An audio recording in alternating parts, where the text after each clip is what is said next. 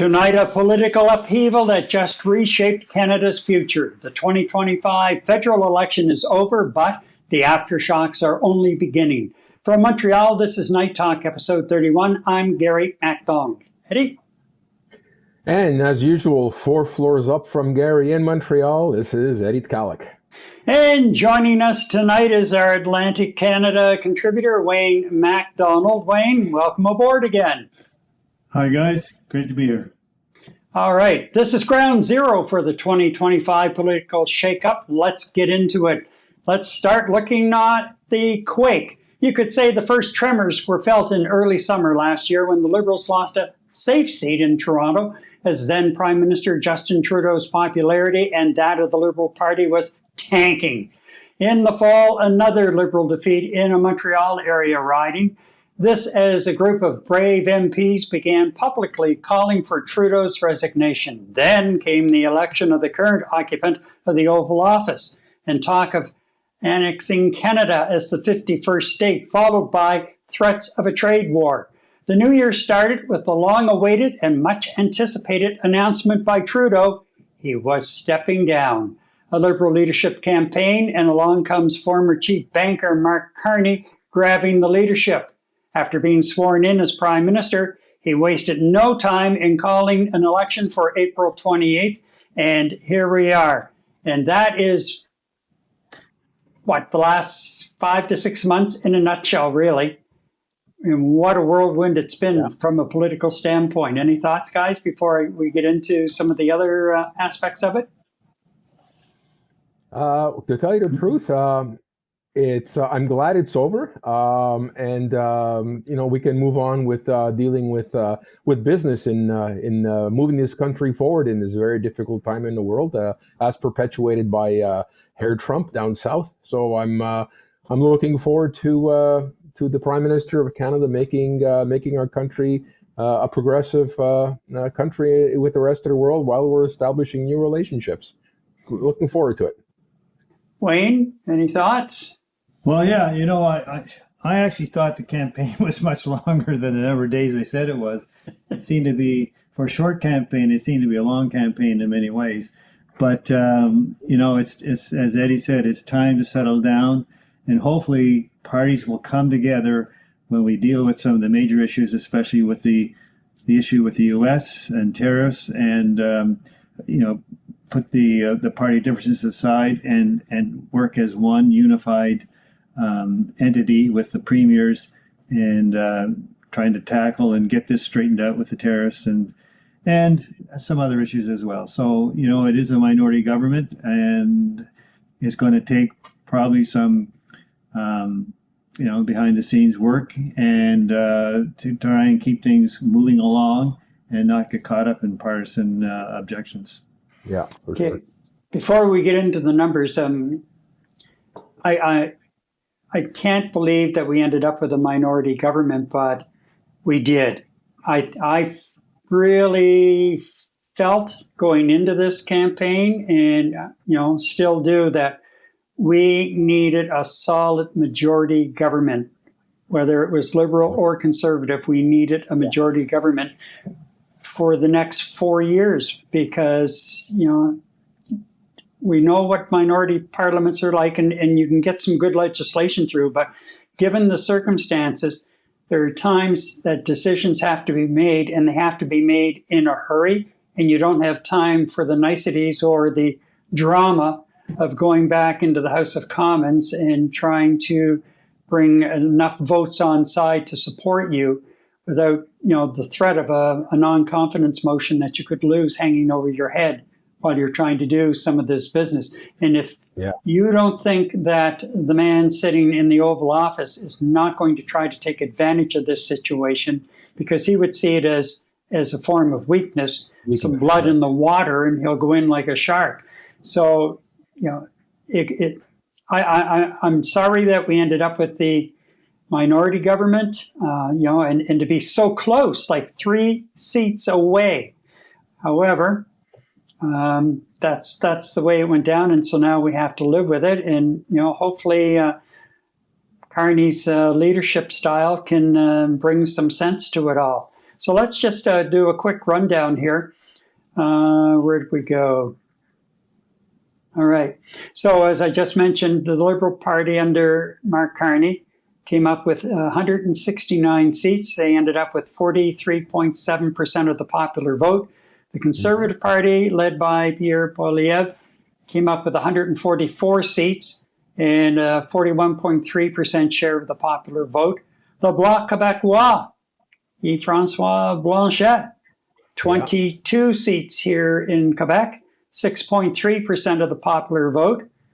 New Democratic Party, Jagmeet Singh, 7 seats, the worst showing in the party's history, 6.3% of the popular vote.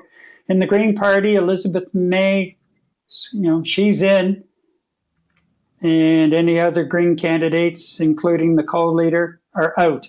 And he resigned today, and they garnered 1.3% of the popular vote. Now, the Liberals' victory was attributed to a surge in nationalist sentiment, partly in response to U.S. President Trump's aggressive trade policies and controversial remarks about Canada. For the Conservatives, gains and setbacks. The Conservatives increased their seat count by 24. Leader Pierre Poilievre, though, lost his long-held seat in Carleton to Liberal candidate Bruce Fanjoy. The NDP declined. Well, they suffered their significant losses, dropping to 7 seats and losing official party status. Leader Jagmeet Singh lost his seat in Burnaby Central and announced his resignation. Bloc Québécois setback. Well, the Bloc Québécois saw a reduction of 11 seats, bringing their total to 22, but still a solid number to hold a bit of an upper hand at times when need be. Somehow, though. And if I'm not mistaken, Gary, I think two or three of those Bloc Québécois seats did not flip Liberal; they flipped Conservative. Yeah. So you know what? Quebec had a big say in terms of whether or not Canada would have a majority government or not. I mean, that's 2 or 3 votes right there. That's right. And somehow on the other side of it, I can't see Blanchet working with whoever they appoint as the House leader, the interim House leader, because Poilievre says he's not resigning. And we'll get into that in a little bit as well, because I don't think that's going to be the case whatsoever. Right. And as I mentioned, the Green Party secured only 1 seat, and that was it. So Prime Minister Mark Carney expected to form a cabinet and address key issues such as trade relations with the U.S., economic stability, and national unity. So there are actually a couple of scheduled recounts that we're aware of. One is Terra Nova, the peninsulas in Newfoundland and Labrador, where the Liberal candidate, Anthony Germain, a former CBC journalist, came out with 19,704 votes, 47.9% of the popular vote. And the Conservative candidate, Jonathan Rowe, 19,692 votes, or 47.94% of the popular vote. Very close there. And then Terrebonne here in Quebec, the Liberal candidate, about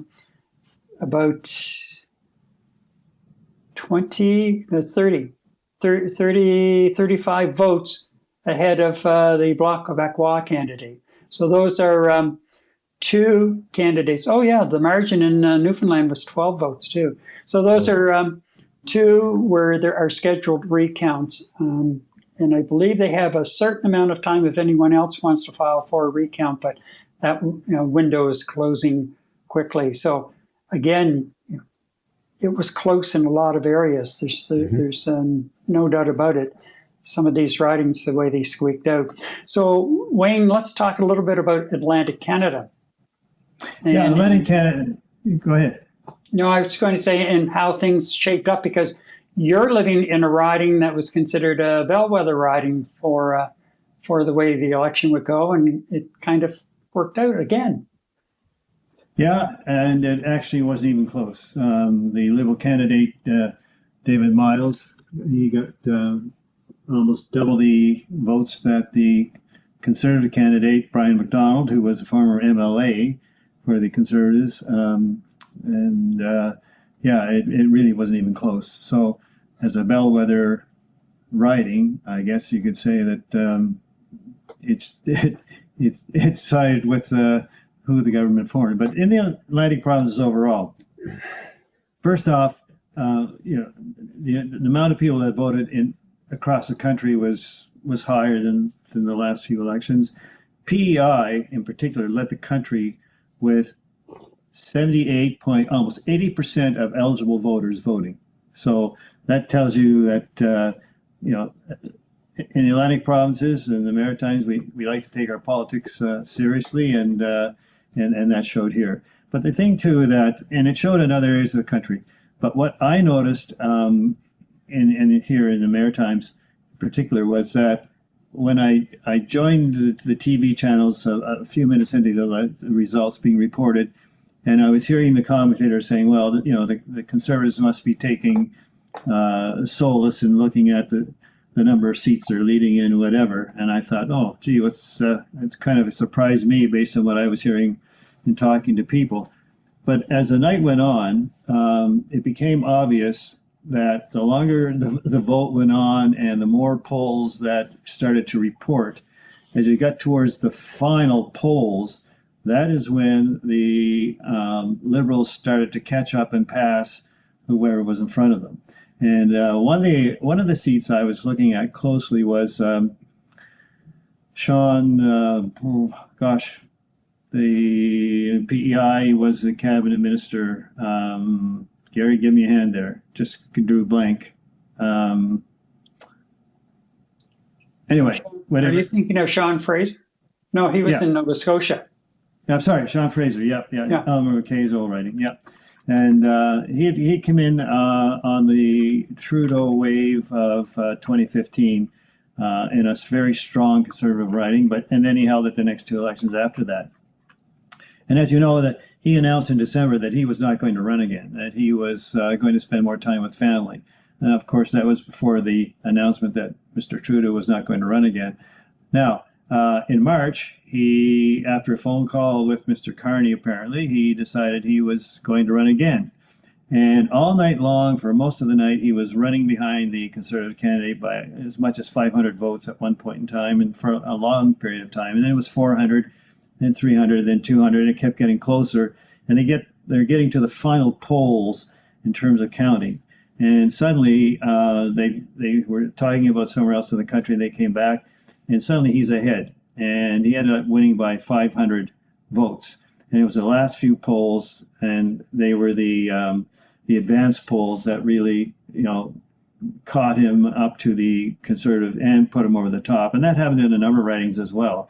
It wasn't until those last polls were being counted that the winners were being shored up, and mostly those turned out to be Liberal winners. So I guess the Liberals banked their vote, if you want to call it that, in the advanced polls. And it was quite interesting to see this sort of transpire. The other interesting thing, too, was that, and maybe you're going to talk about this later, but in Nova Scotia, for example, Poilievre made one stop during the campaign. It was in the last week of the campaign. It was probably about a week ago. And the only candidate, Conservative candidate to win in Nova Scotia, they lost two other seats to the Liberals, was quoted in the CBC as saying that, it was too bad that Mr. Poilievre waited so late to make his appearance in Nova Scotia, knowing that they were very close in a couple of ridings and that there was the possibility of one or two being overturned or flipped to the Liberals, and that he did make the statement he thought nobody should give up their seat to let Mr. Poilievre run in a seat vacated by somebody willing to do that. So I found that interesting. The other thing it's interesting too, and it will reflect it when you probably talk later about Ontario. But Tim Houston, the Premier of Nova Scotia, who went in November with a what they call it, the supermajority, that he made an announcement that he was not going to get involved in the federal election, that he was leaving that to the feds to decide, and he would not be appearing with Mr. Poilievre nor making any comments in that regard. And sure enough, he did not show up at the only stop that Mr. Polyev made in Nova Scotia, even though it was right next door to his home riding.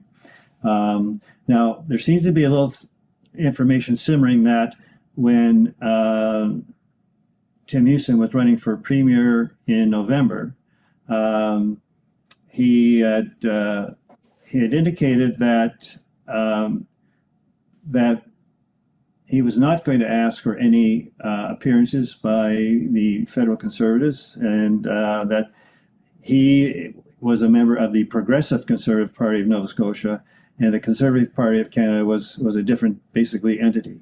And so that he was, he was not asking the feds to come in and help him or boost him up. And with that, the CBC said they had 4 sources they couldn't name, and I think, it's been well reported after that, but Mr. Poilievre's campaign officer, chief campaign officer, Jenny Byrne, made a call to Houston's team saying that if Mr. Poilievre went on to become prime minister, that they would not lift a finger to help Tim Houston and his Conservatives. So that set off a little bit of animosity, if you want to call it that, or ill feeling towards the two parties. I don't think Mr. Houston regards the Progressive Conservatives as a party in Nova Scotia the same as the Conservatives, without the progressive word in front of it, that the feds have. And he's also become quite chummy with Premier Ford in Ontario, and they've met a few times.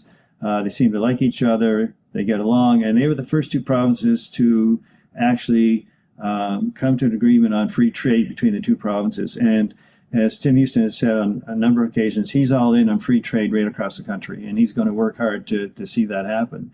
So I think it's kind of interesting that Mr. Houston is separating himself from the federal Conservatives, maybe in particular Mr. Poilievre, but I think in general the whole party. And the night before Mr. Poilievre made his only stop in Nova Scotia, Premier Houston released a video based on the "My Name is Joe and I Am Canadian" video. Only it was, he gave some things related to Nova Scotia. For example, he said, Nova Scotians know that you go to Piggy's Cove, which is a major tourist attraction on the coast of Nova Scotia, with an iconic lighthouse and the waves and the rocks. But he said, Nova Scotians know that you go to Piggy's Cove as much for the gingerbread as you do for the view. And a few other things like, in Nova Scotia, we give directions, even referencing landmarks that no longer exist. And he went through that. And at the end, he said, my name is Tim Houston and I am a Nova Scotian. And, the political pundits were making a deal out of this, saying, okay, is this a message being sent? The timing seems, a little suspicious in the sense it's the night before Mr. Poilievre arrived. And does he have ambitions for anything higher than Nova Scotia? Now, he denied that his focus is Nova Scotia. But he did weigh in when Mr. Blanchet made reference to Canada being an artificial country. And he did post something on X about criticizing Mr. Blanchet for saying that, and even a copy of a letter he wrote to him saying, if you have a problem with this country, then step aside and basically don't run for an office in this country. So lots of interesting stuff in the Atlantic provinces and the Maritimes. So I just thought I would give you a little bit of information. Yeah, that is interesting in the way that Houston really did distance himself from the Conservative Party of Canada, which, as we know, was a blend of the former Progressive Conservatives and the Reform Party. And a lot of Progressive Conservatives were bitter then, and they remain bitter about the way that this has come together.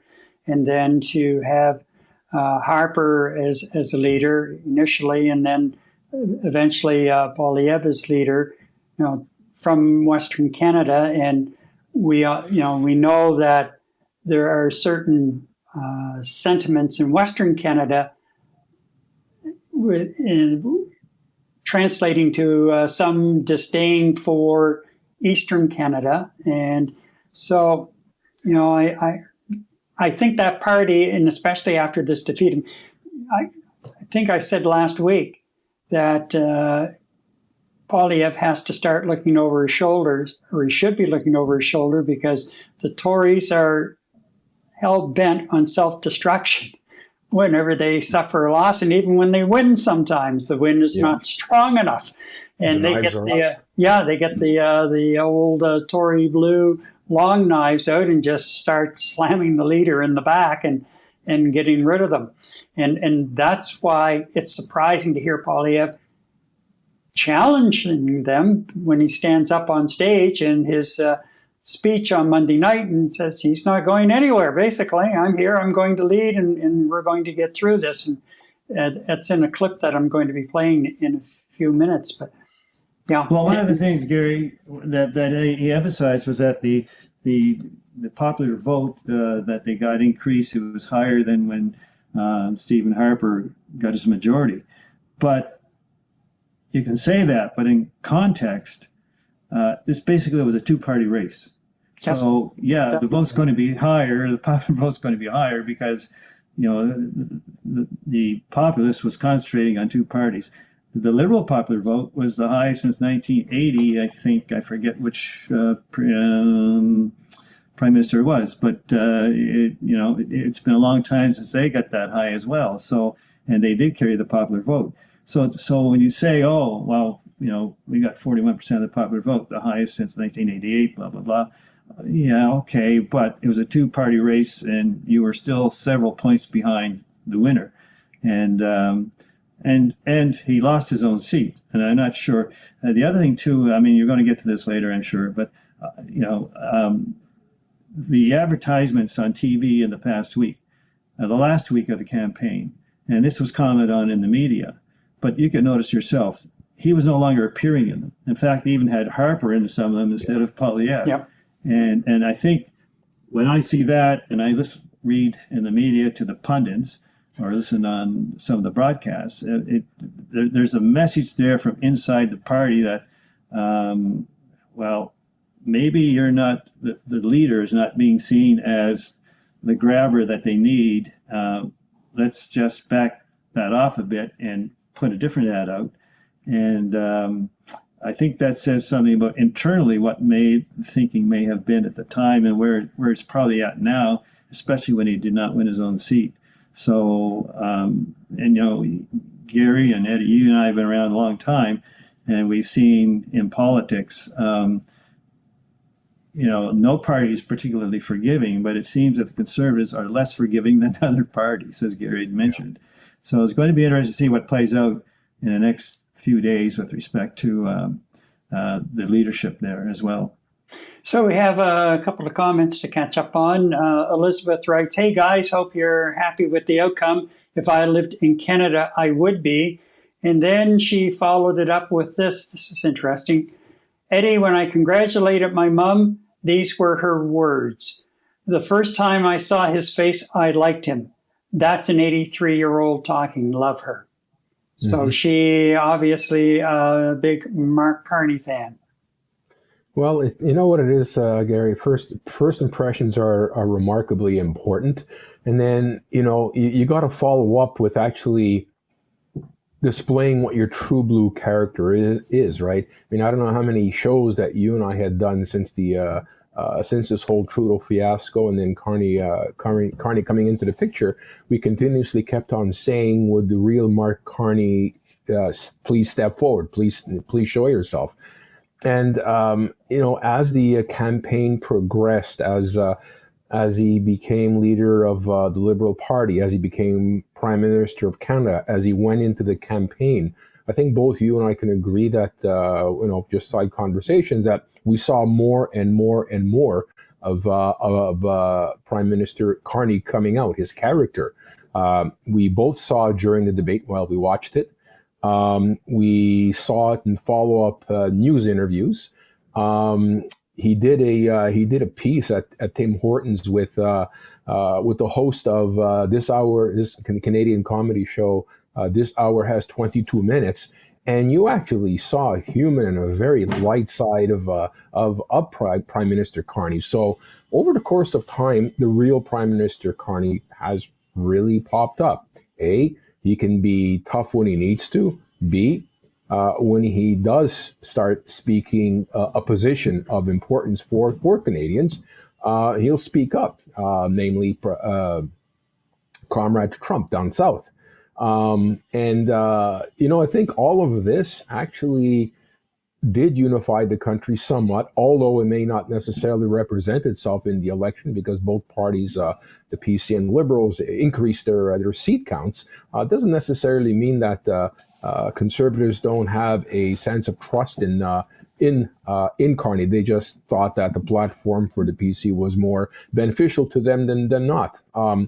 I'm speaking in terms of voters, but I think Mr. Carney really did a great job in identifying himself with the Canadians, whether they voted Liberal or whether they voted PC. And I think it's something I read not too long ago, and I think I sent you an article on that, where there was an op-ed that basically said, this is the first time in a very long time we had two qualified candidates that equally could lead the country, and Canada chose one. That's the way I'm looking at it. So, I think Carney did a great job. I think Mr. Poilievre kind of faltered towards the end, in my opinion.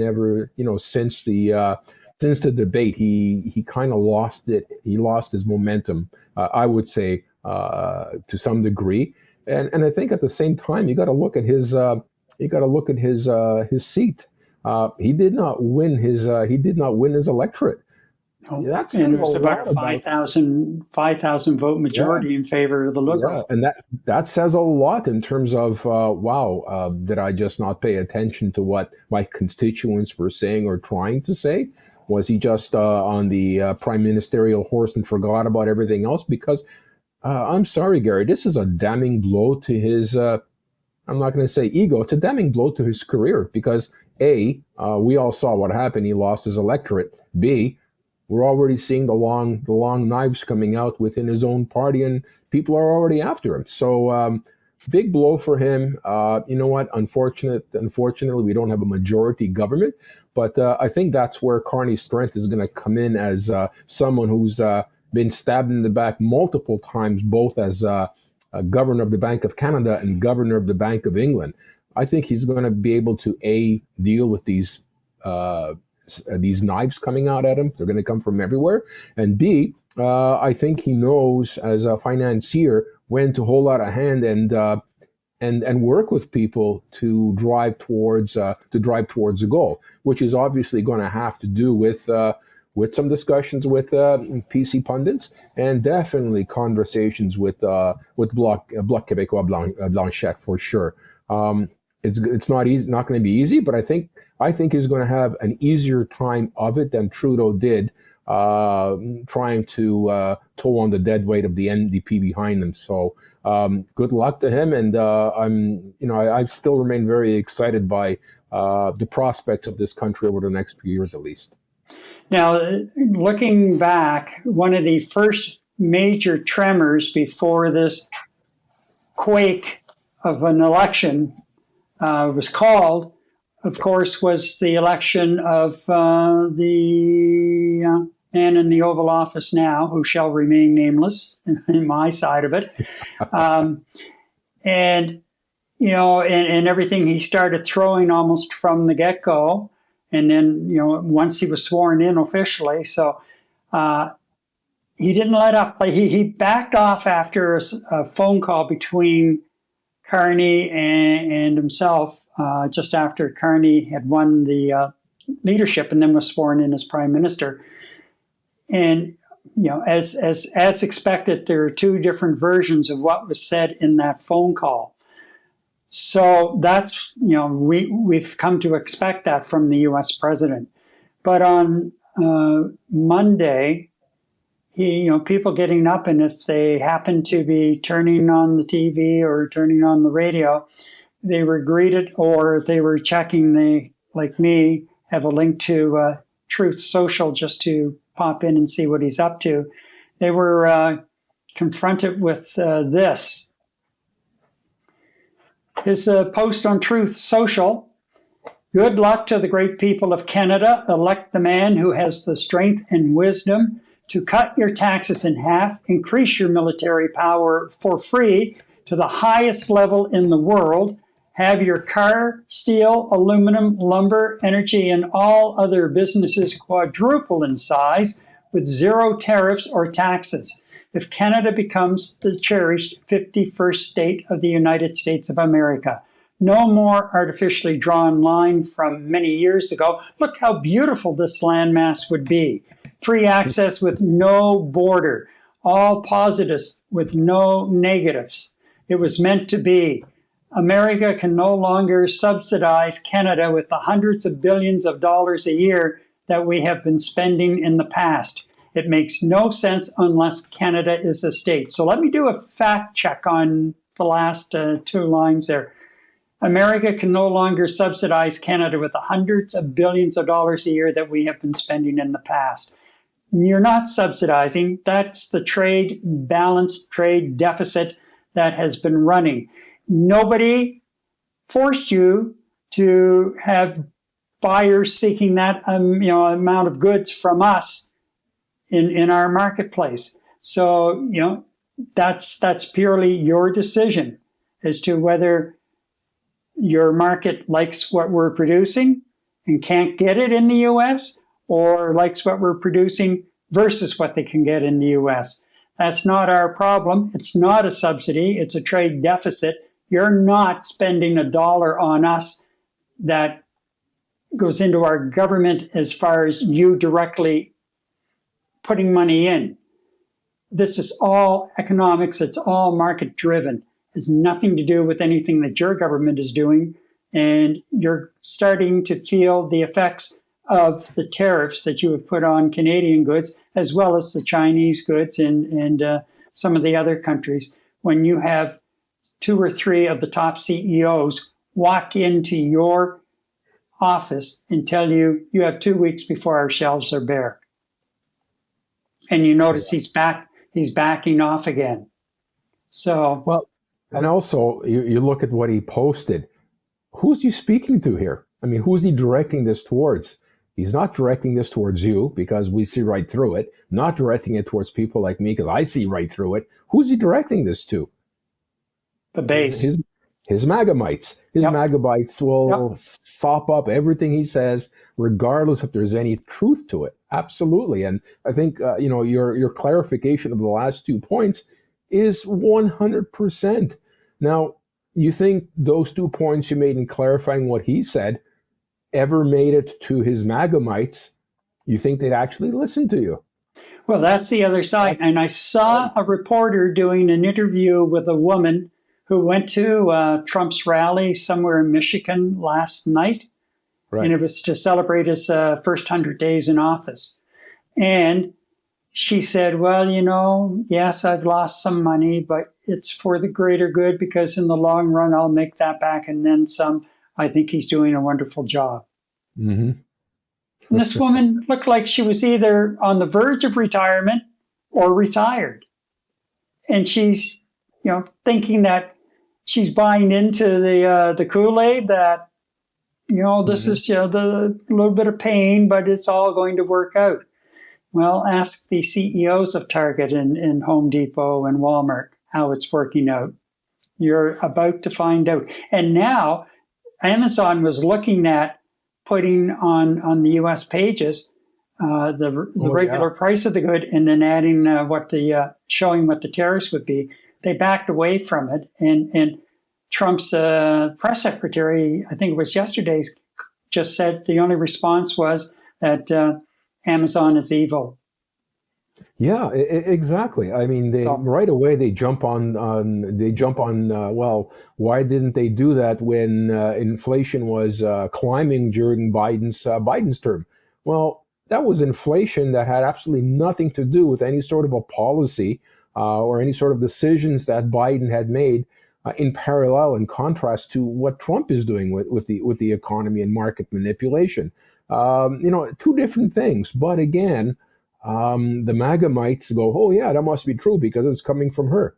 Yeah. Like, what are you going to do? It's like, I guess we have to, I guess everyone, down in the United States, common sense and level-headed politician and people, and us here up in Canada, we just have to look at the fact that, while Kaiser Trump is still in charge down in the United States, we're still going to have to keep on bumping our heads into the wall, Yeah. no matter how hard we speak, because it doesn't matter what we say in terms of absolute common sense thing. 1 + 1 is equal to 2 and not 2.5 because somebody says so. It's just so difficult to have respectful conversations with a lot of these MAGA-mites. I mean, albeit I've seen some interviews online in social media and whatnot and streams where you have true blue Democrats speaking to true blue Republicans and actually having active and valid conversation in terms of what they see the Republicans can do for the country. And then you have, we agree to disagree, but we're not going to disrespect each other.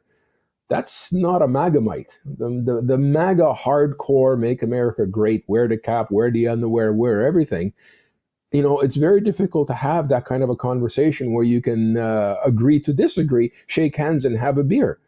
That's the problem. You can't do that in a lot of places in the United States, and these are the ones that prop up Donald Trump and his presidency in terms of the votes and the red states. It's just it's sad to see, but that's just the reality of the United States. And unfortunately, for the next minimum 4 years, Canada is going to have to constantly be on guard and try to forecast and predict what this megalomaniac who's suffering from dementia, what he's going to say or do next. Because let's call a spade a spade.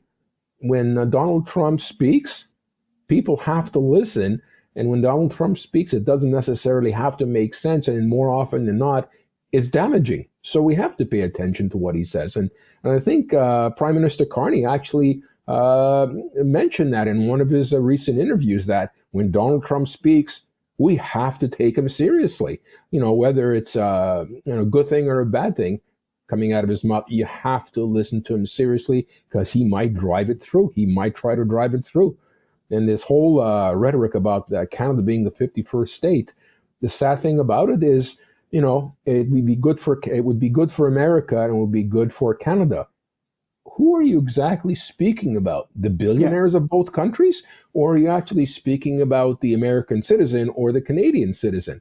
So, for me to become an American citizen, what's in it for me? What do I get out of becoming an American citizen? Not a whole hell of a lot, to tell you the truth. Nope. I don't know about you, Gary, but I fail to see what I would get out of it being an American citizen. Not much. Nope. I'm pissed. Sorry. Not at all. That's okay.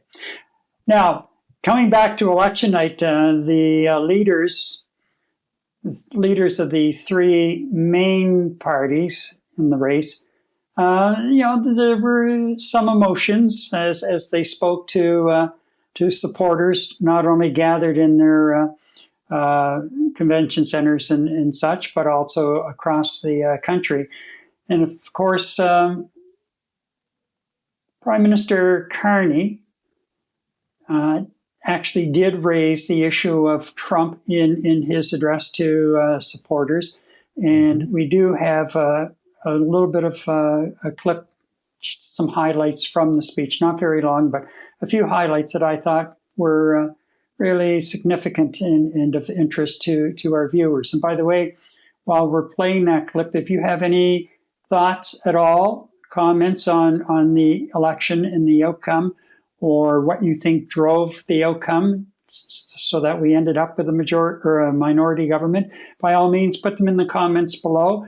We will share the comments with everyone. That's what we want. We want to hear from you. So put them in the comments and we will bring them up and respond to them as they come in. So here we go with Mark Carney. I chose to enter politics because I felt we needed big changes in this country, but big changes guided by strong Canadian values. Values that I learned at the dinner table from my parents, Bob and Verley, and from my siblings. I appreciate this more in retrospect from my siblings. My siblings, Brenda, Sean, and Brian. Values that I learned on the ice from my coaches. Values that have been reinforced as I've met with Canadians across this great country. And those include three values that I want to highlight this evening. Humility. It's Canada after all. Ambition. It's Canada after all. And unity. It's Canada. President Trump is trying to break us so that America can own us. That will never ever happen. But we also must recognize the reality that our world has fundamentally changed. There is also, for me, as I stand before you this evening, humility in recognizing that, well, many have chosen to place your trust in me, trust in the Liberal Party. Millions of our fellow citizens preferred a different outcome. And my message to every Canadian is this: no matter where you live, no matter what language you speak, no matter how you voted, I will always do my best to represent everyone who calls Canada home. He tackled the Trump issue head on in that speech, and very statesmanlike. And that's the one thing, if nothing else, that impresses me every time he gets behind a podium, or even just in a scrum. Very, very statesmanlike and businesslike, but statesmanlike. More statesman than business. But you can see the foundations that he comes from, and he mentions the family and his period of growing up, and it's interesting because he does it. You're going to see Poilievre do it in the clip that I have of him, and even Singh mentions his mother, especially near the end of the clip that I have of Singh as well. So without further ado, let's have a listen to what Conservative leader Pierre Poilievre had to say on election night. Thank you, thank you, thank you. It's with profound gratitude that I stand before you today at the moment of this historic election. Because only in Canada could the story that Anna and I bring to the stage be possible. Adopted son of school teachers and a Venezuelan refugee, stand on this stage in front of our proud country, offering ourselves up to serve for the future, after millions of people have shown up and marked their X, spoken their voice, and exercised their democratic rights. We could not be more proud. We could not be more grateful for the opportunity the Canadians have given us. Now, my message to Canadians. The promise that was made to me and to all of you is that anybody from anywhere could achieve anything, that through hard work, you could get a great life. You could have a nice, affordable home on a safe street. My purpose in politics is and will continue to be to restore that promise. We congratulate people from all political backgrounds on participating in the democratic process. And as I said, while we will do our constitutional duty of holding government to account and proposing better alternatives, we will always put Canada first as we stare down tariffs and other irresponsible threats from President Trump. Conservatives will work with the Prime Minister and all parties with the common goal of defending Canada's interests and getting a new trade deal that puts these tariffs behind us while protecting our sovereignty and the Canadian people. Did you notice that he said we will work with the government? Oh, you're on mute.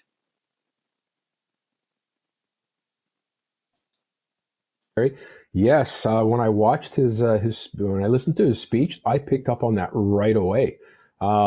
You know what? That's what you would want to hear for somebody who at some point is going to head up the opposition. Because you know what? I'm really hoping that Pierre Poilievre sees what's at stake beyond his admiration of President Trump, and indirectly or directly has stated so. That he sees what's at stake here. It's Canada, and you know what? The other thing that I picked up from his speech is he spoke to people. He reached people, and I think that was genuinely lacking in the last 2 or 3 weeks of his campaign. He didn't really connect with people the way he was connecting with them before, especially when Trudeau was in charge. He managed somehow, he was connected to them, and he got I don't know what happened. He stopped listening to his campaign managers, or he just went off on his own way. He just stopped resonating with people, and both you and I saw a lot of that during the debate. Very rarely did he look into the camera, and it was all pretty much scripted dialogue at the debate, which didn't do him too good. I mean, it's unfortunate for him. It really is. But the fact that he says work with, that encourages me, and that kind of is why I continue to be encouraged of what Canada is going to be up against and what Canada is going to overcome, with all major parties working together to overcome this difficult situation that's being perpetuated by the United States of America. So that was really reassuring to hear Mr. Poilievre say that. To pick up on a point you made, Eddie, I think that even going into the campaign, his star was falling, and there were a couple of things at play. I think people were tired of hearing the slogans, the name calling, and hearing the anger, and nothing really in between to show that yes, I am or was the prime minister in waiting. Because I think especially in the final days of the campaign, the internal polling showed them that, first of all, they went from a double-digit lead, 20 points. Yeah. And squandered that. And the polling was showing them that even though they were closing the gap, and they did close the gap, by a couple of points, and if the campaign had gone on another 2 or 3 days, it might have even been closer than what it is now. But it, you're right, in the debate, it was more the same as what you saw in the House of Commons, only toned down a bit. Except at the end, he had an emotional moment when he talked about meeting different people from all walks of life across the country during the campaign. And, we talked about that before, why they didn't grab that clip. And there were a couple of conservative pundits that were surprised that they didn't grab that clip and really hammer it on social media and in their ads, because that showed a whole other side of Poilievre. And, I think they squandered that opportunity. Their lead, he was prime minister in waiting for almost 2 years, it seemed. It just went on and on and on. But he didn't act the part, especially coming into the leadership campaign for the Liberals, where he saw that he was going up against somebody who had more of a statesman-like approach. Correct. and business-like approach. There was no real pivot there. And then in the back rooms, as you heard what happened with Tim Houston in Nova Scotia, the premier, getting the call from Jenny Byrne, Poilievre's campaign manager, and saying, when we win, Nova Scotia's not going to get a dime. Yeah. Really? Seriously? And this, Pierre, and maybe you didn't have a choice in who was going to handle the campaign. That could very well be too. Who knows? But the party needs to really, really take a hard look inward. And it doesn't take very much to figure out how they went wrong and where they went wrong, and how Poilievre squandered one of the largest leads in popularity that I can remember. Yeah. and But even lost his own seat by 5,000 votes. Yeah, yeah. You know what? At the same time, Gary, you got to look at. I think there was quite a few articles today, and if you looked at you know, ABC or NBC or anything like that, from the states, um, a lot of what's being brought up is how influential was Comrade Trump in the Canadian election without directly interfering with it, except for his rhetoric, right?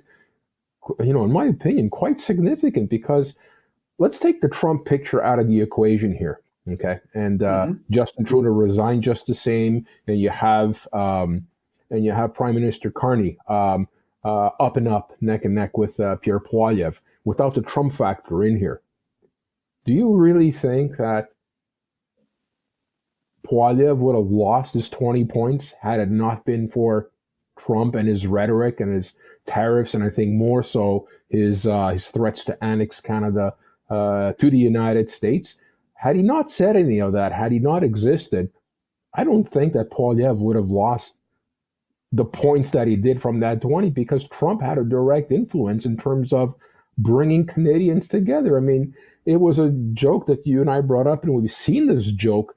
How bad can it be that you'd actually get Quebecers be part of the Canadian movement to keep us as a sovereign nation?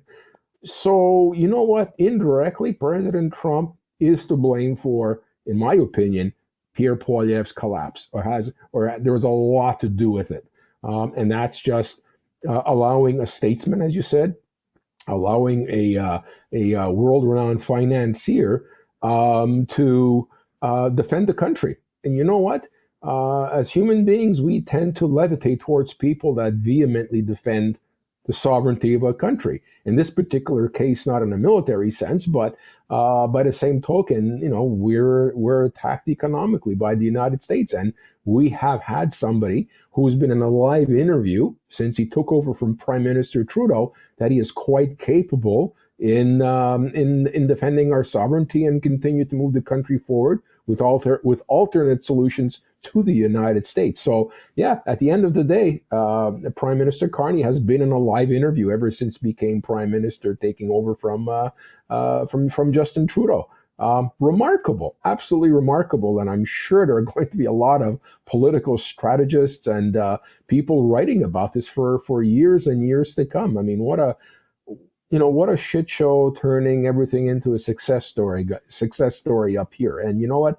If Mr. Poilievre and Prime Minister Carney, and especially Pierre Blanchette from the Bloc Québécois can work together well, especially when it comes to the best interests of Canada and not necessarily the best interest of a particular region of the country, being Quebec, Western Canada, whatnot, I think we'll be okay. And I think at some point you had mentioned sometimes a minority government may not be a bad thing because of the increased checks and balance points, which does not exist in the United States right now. But up here in Canada, if you keep people honest and you look at good political leaders that have the best interest in the country together, debating what's best for the country and let's move forward, that's not necessarily a bad thing. You know, not that we end up being a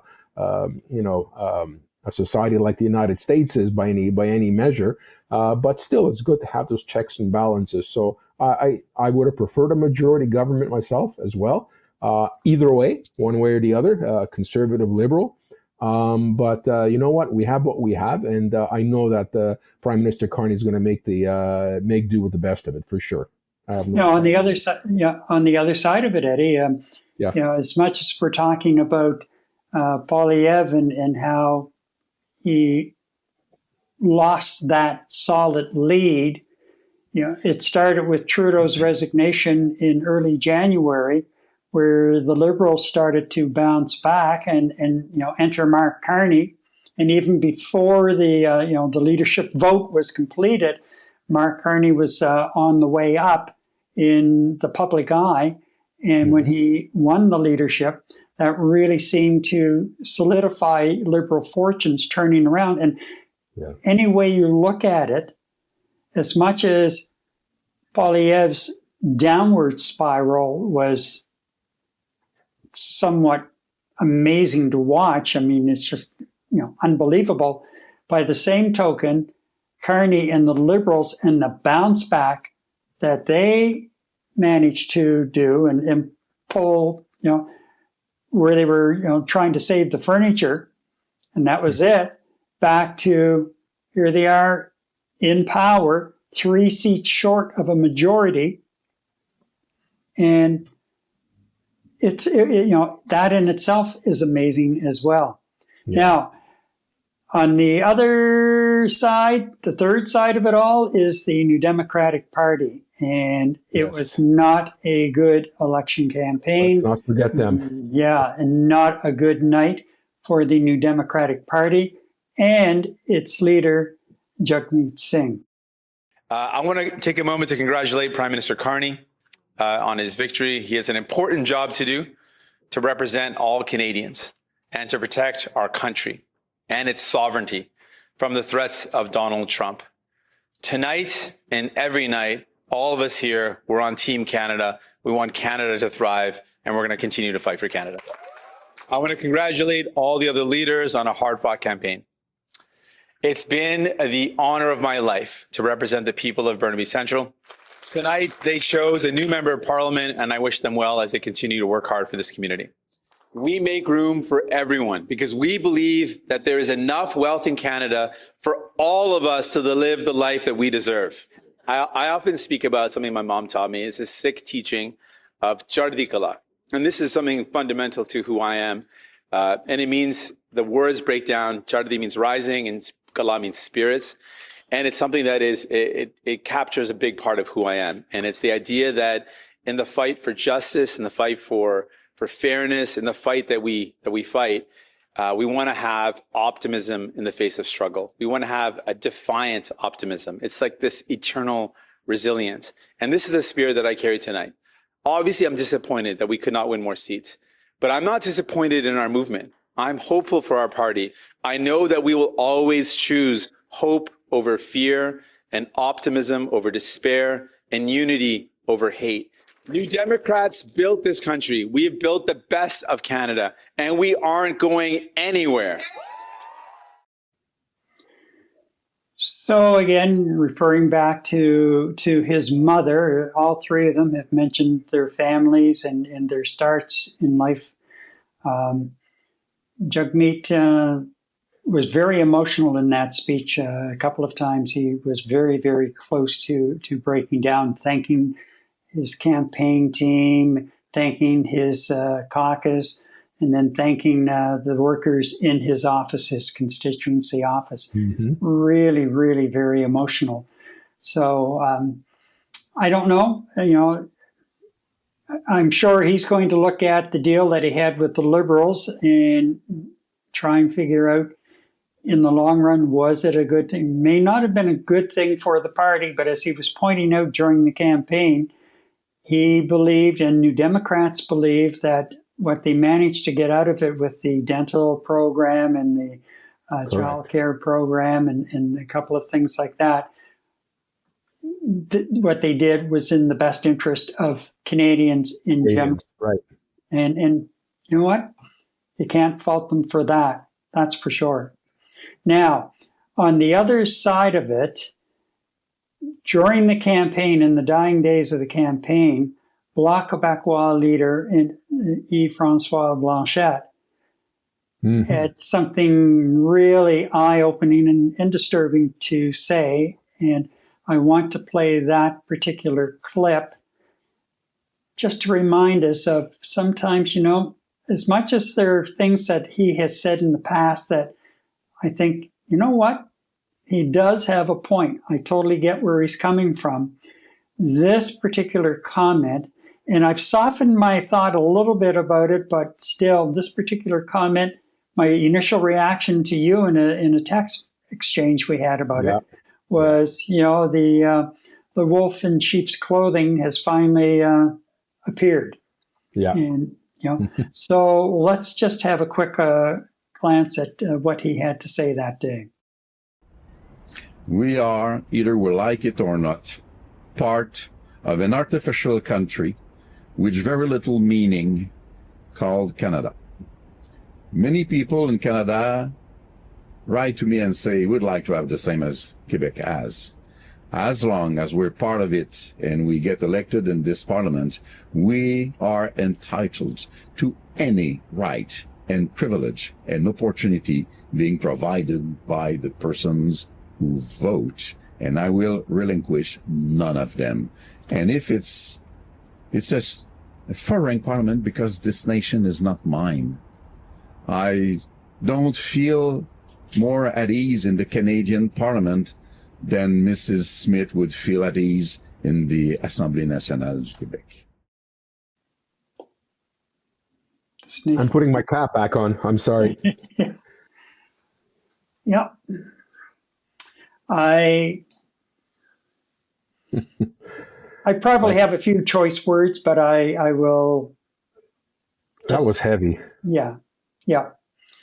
When you really listen to it, I don't feel like Canada is a part of me, or I'm a part of Canada. But you know what? Damn it all. I have rights to this, and I'll just keep taking as long as you're there and giving.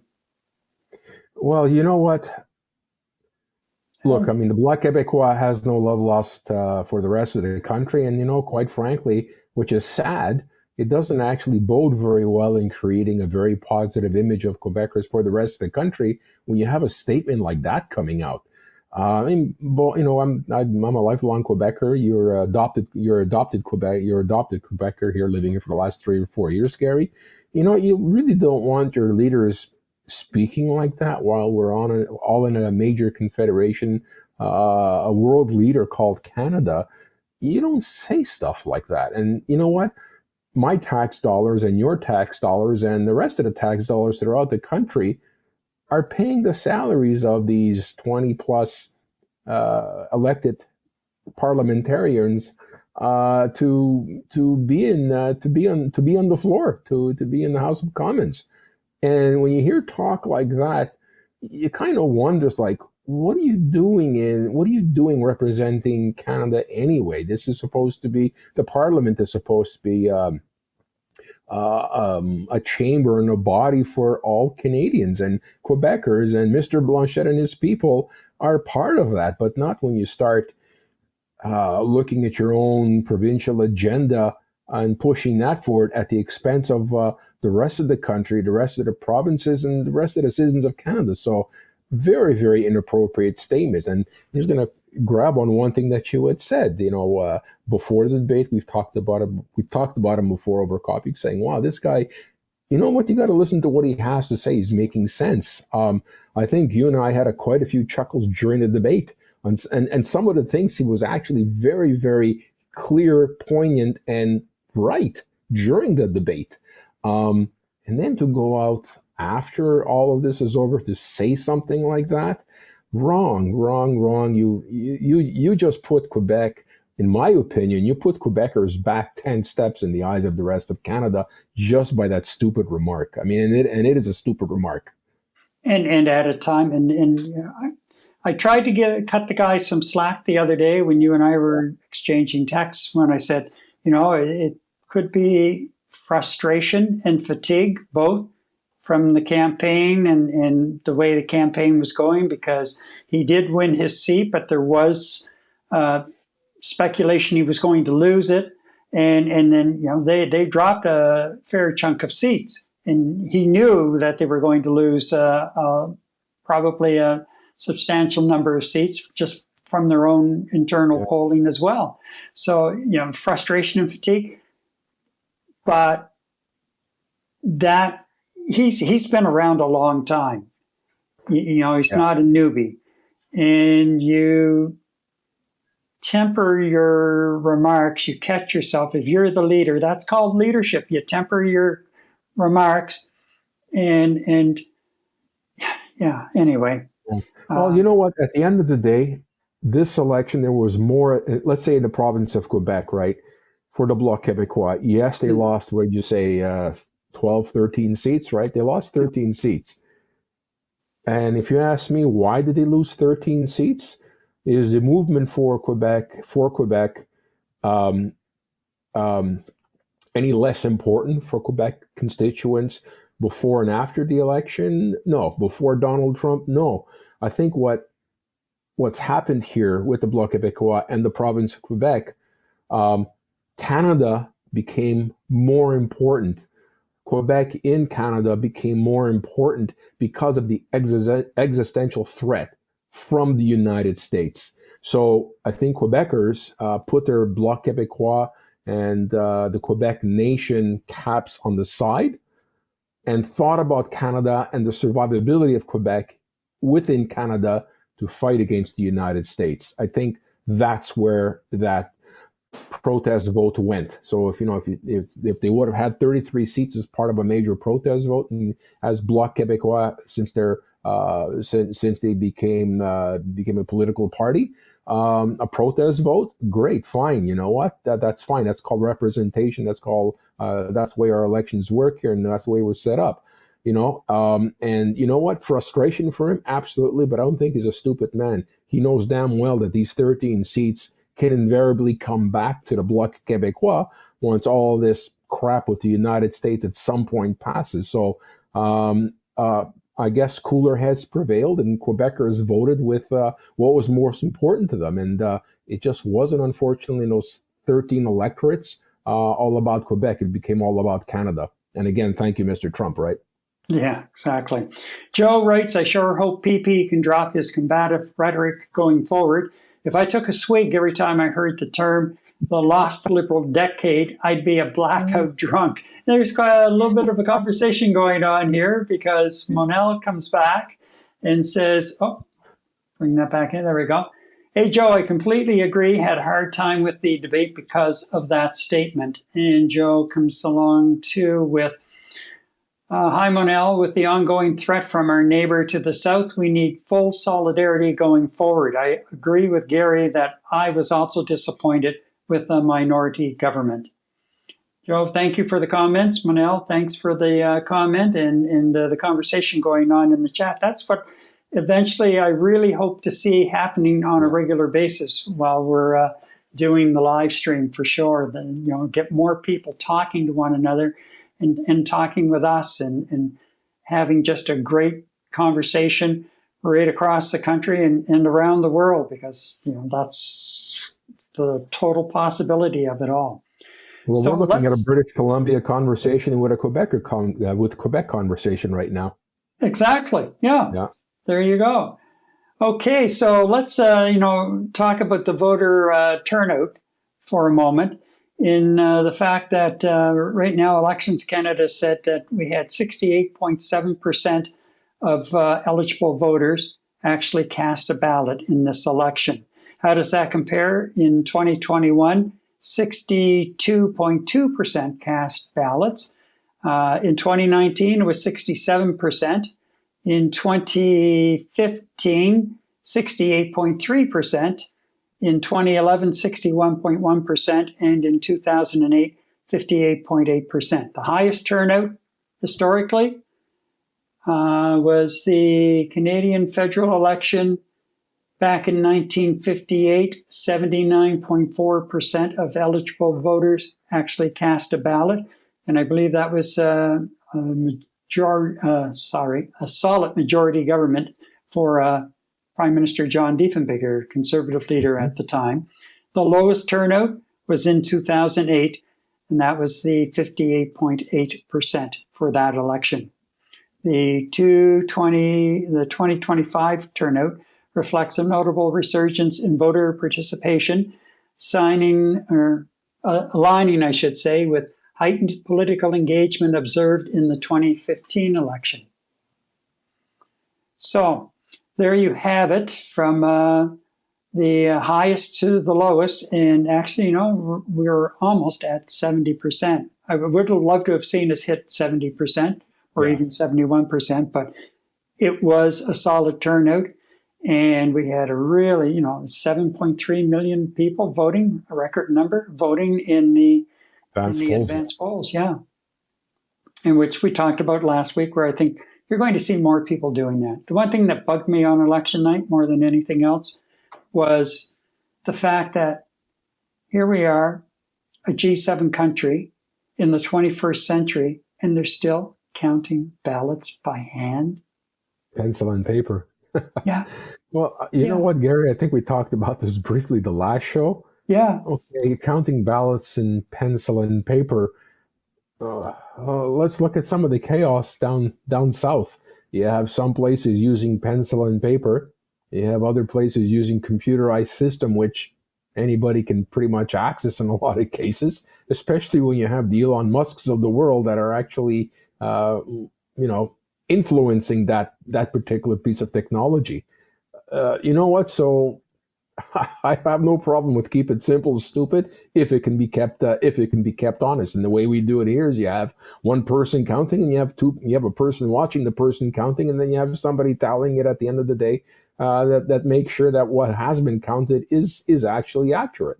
You know what? Sometimes, Gary, keep it simple, stupid makes perfect sense to me.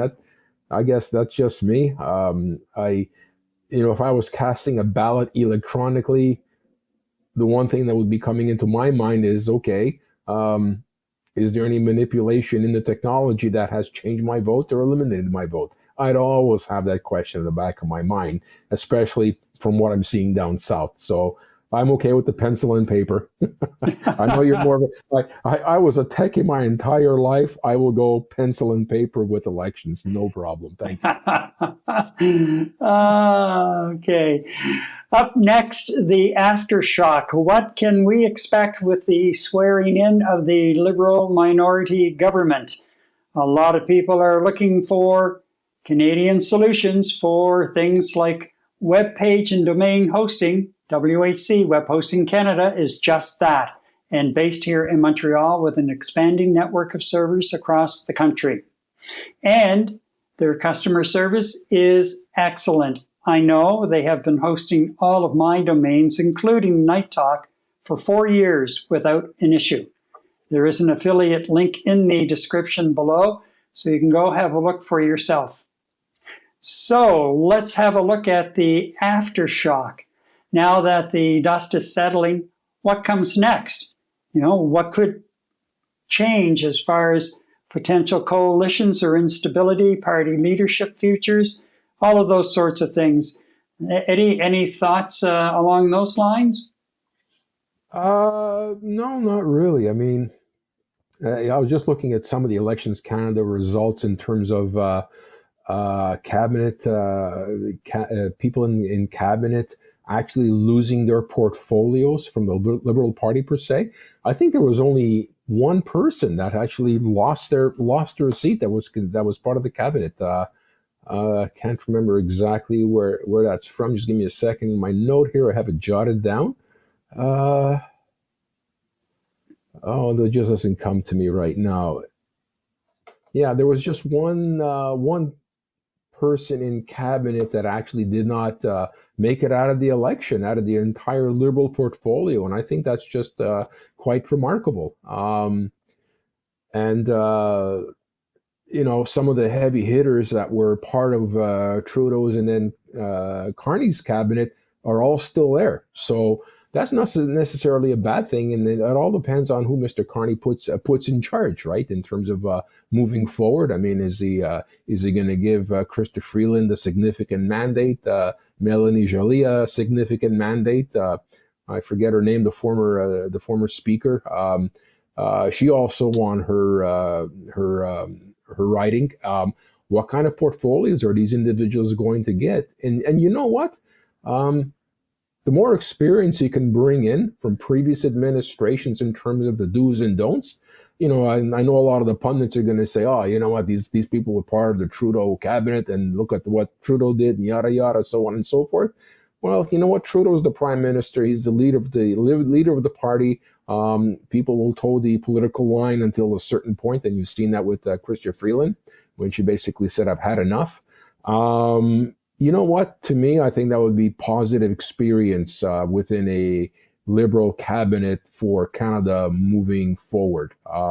So, you know what, Mr. Carney, if there was any suggestion a citizen and a voter can make to you, put in as much experience as you possibly could behind you to support you to move your agendas forward. And he knows a number of the players within the cabinet. he had a chance to work with them for a week to 10 days when he put together his own cabinet at the time. And, so you have players like Melanie Joly, who has a lot of experience, certainly, especially with the foreign affairs portfolio. And then you have Dominique LeBlanc, who is at least for Trudeau, was the fixer, the minister of everything. If something went wrong, he'd call on Dominique to go in and clean it up. So you can't ignore that kind of experience in the cabinet. Chrystia Freeland is a good friend of Carney's, and she has the experience both in negotiating the first new agreement during Trump's first term, what he called the best deal ever, the greatest deal, no deal like it. And then, a couple of years later, almost like, who negotiated this? Not me. Yeah. So, there are two or three other names too that we could throw out there with a lot of experience in the cap. And they were, despite what was going on with the leader of the day, they were good, solid cabinet ministers. They knew their files. They handled them well. They handled themselves well in the House under fire from the Conservatives and the NDP. And they, handled themselves well in scrums, with the media. So, he has some. Yes, they're the same faces that were there 6 months ago. However, they have a different leader. They have a new mandate, if you will, and a whole new outlook on life. And, sometimes, like, when you're down and out, and all of a sudden you're given that second chance, like they've been handed, you come back, you realize, oh yeah, okay, can't blow it this time for sure.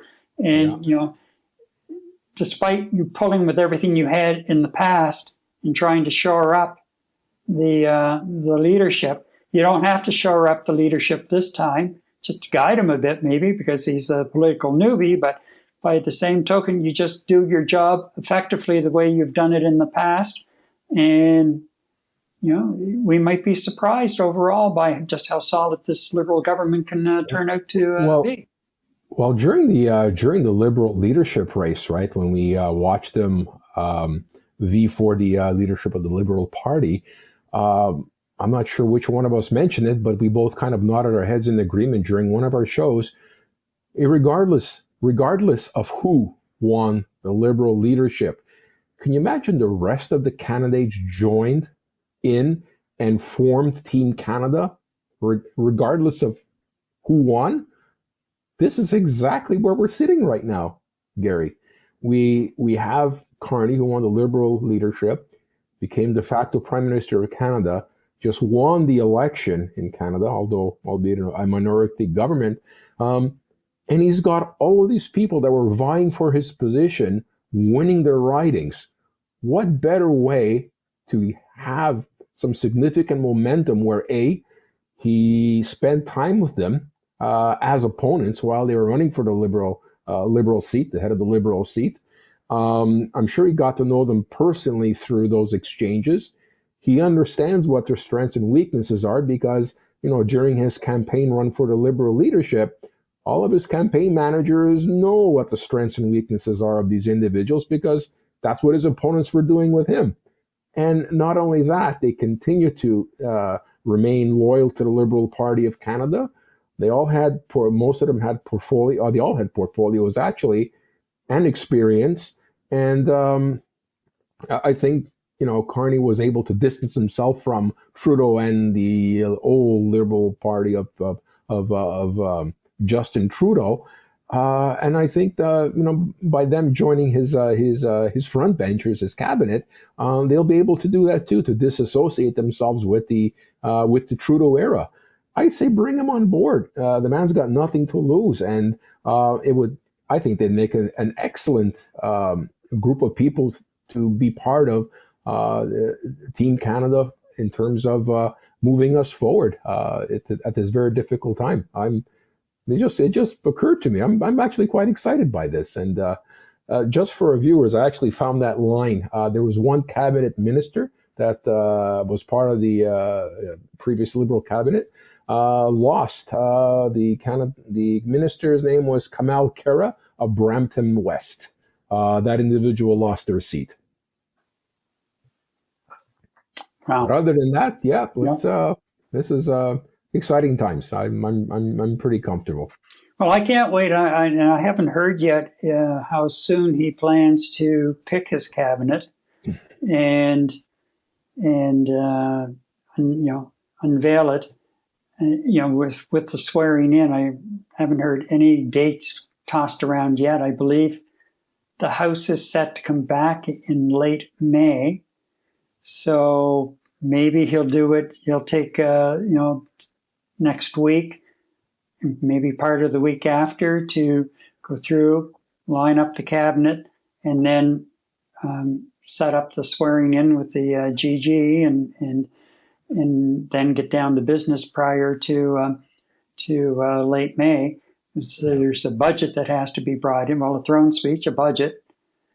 It's going to be a busy sitting leading up to the summer break. And who knows, maybe it'll turn out that they don't get a summer break. A very short break at max. Yeah, you'll remember Poilievre said, was it last week at one stop?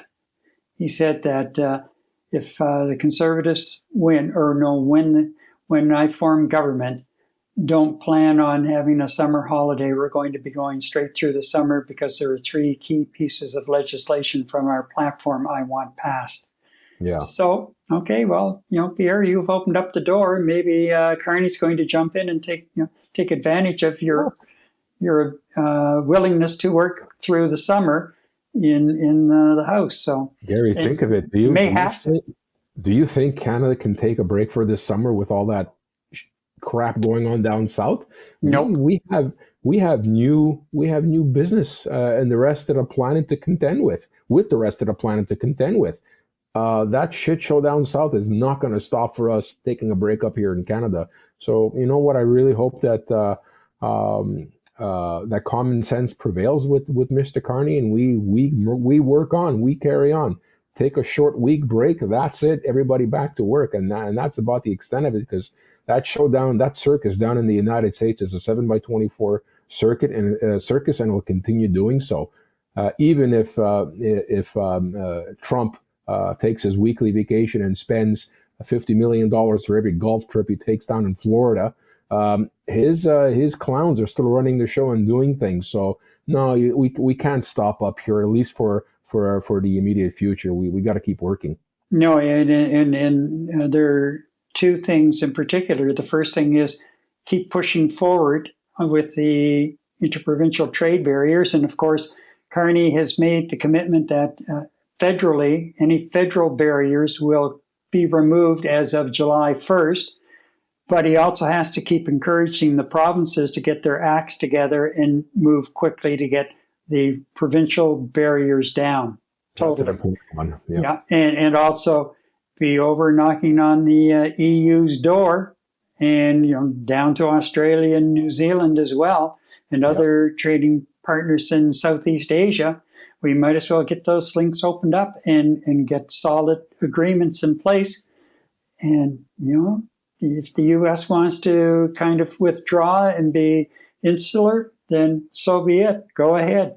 Run around looking at each other's belly button or at your own belly button while the world around you blossoms.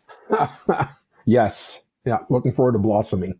Yeah. Okay. So coming up, the NHL playoffs update with Eddie. But first, a quick reminder, if you are enjoying our live stream and want to show your support, you can buy us a coffee.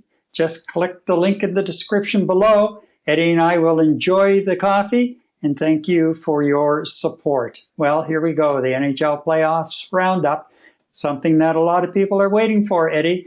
We're getting deep into the first rounds of the NHL playoffs, and our resident Habs fan has the latest on what's happening. Take it away, Eddie.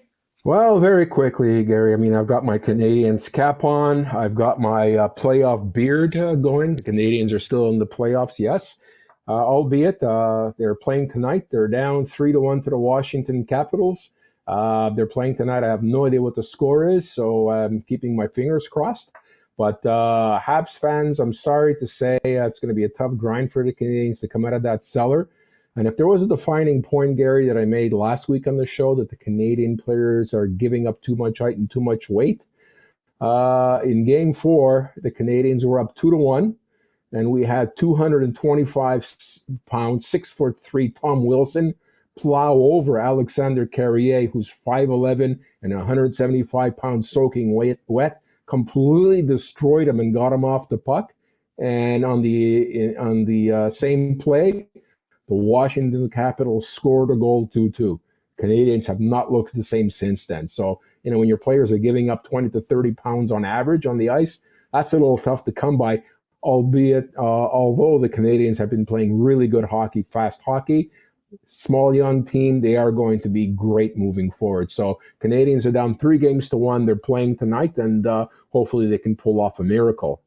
Elsewhere in the National Hockey League, we have Vegas leading Minnesota 3-2. Carolina just defeated New Jersey 4-1 to advance to the next round. Dallas and Colorado. Dallas is leading 3-2. Tampa and Florida. Florida is leading 3-1. Now, of interest, of course, is our Canadian teams, right? Winnipeg and St. Louis are tied 2-2 after Winnipeg lifted off to a 2-0 win. They play tomorrow. The Edmonton Oilers, yes, sir, the Edmonton Oilers, they were down 2-0 against Los Angeles, and McDavid and the rest of the clan have roared back, and they lead 3-2 after a game yesterday. And Gary, Ottawa and Toronto. Well, how things maybe don't change very much for the Toronto fans. Maybe they're still going to be going into year blue since 1967, rebuilding. Toronto was up 2-0, and they had a commanding control of the series until Ottawa has won the last 2 games. Toronto has not been able to close them off. Well, is it going to be same old, where Toronto's going to lose 4 straight? Last time they did that was against the Montreal Canadiens, of course, 3 or 4 years back when Canadians made it to the Stanley Cup final. You know what? I really hope for Toronto's sake that this does not happen again, where the core 4 start imploding when the game really gets serious. So really interesting. I'm looking forward to seeing that particular matchup tomorrow. If Toronto doesn't close it off tomorrow, my friend, I'm sorry. It's going to be the fat lady singing for Toronto when it comes to Game 7. So, you know what? My hopes are up for the Montreal Canadiens. I hope Toronto can actually do it this year. Yeah, do you think they can, though, really? I don't know. I watched some of the replays this morning. They lost 4-0 to the Ottawa Senators last night. They were manhandled. The core 4 were nowhere to be seen, which is typically the problem when the going gets tough. These 4 guys just seem to disappear. So we're just going to have to wait and see. And I'm sorry I'm laughing, but holy smokes, guys, come on. If you're a Maple Leafs fan, what else can you do? Oh man. But yeah, you know what? I hope the Canadians can pull this one off. I'm not sure how far they're going to go. If not this year, they're going to be a much better and a much bigger team next year. So they did say it was a 5-year plan to make it into the playoffs. They actually did it in year 3. So hats off to the Canadians management. And let's hope Toronto can pull this off. And you know what? Go Edmonton, go Winnipeg. All our Canadian teams are still in there. Somebody's going to end up losing. We might just end up with Winnipeg, Edmonton, and Ottawa going into the next round. We'll see. Yeah, we'll see. All right, Eddie, thanks for that, I think. Well, Canada has voted and the ground has shifted. And as the dust settles, one thing is clear. We're not going back to politics as usual. The story doesn't end with the results. The new chapter is just the beginning.